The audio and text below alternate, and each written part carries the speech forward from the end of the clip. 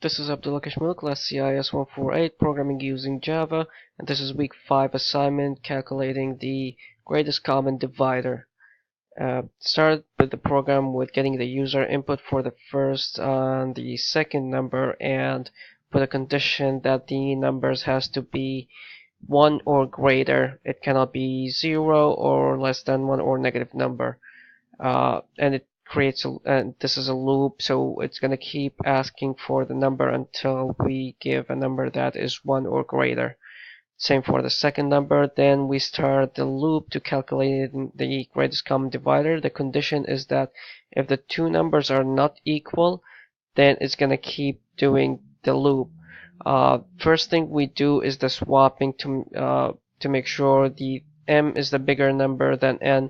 In case it's already bigger than m is bigger than n, then it's gonna skip the swapping. Then it's gonna go to subtracting, and what happened in the subtracting is we say n is gonna equal n minus m. So it's gonna keep subtracting until n goes to 0 or less than 0. In case if it went to 0, that means we found the greatest common divisor. In case if it went to the negative, it's gonna exit and it's gonna add m back to n.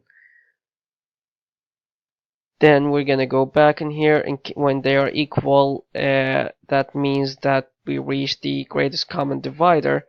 And in case m is not gonna equal to 1, that means we found the greatest common divisor. Else, if it's equal to 1, that means there is no greatest common divisor. And to test the program, let's say number 175 and 50, they should have 25 as a common divisor, which is correct. Let's take another number, which is 13 and 17. They shouldn't have a greatest common divisor. And any large numbers and with an even. So 2 is the greatest common divisor.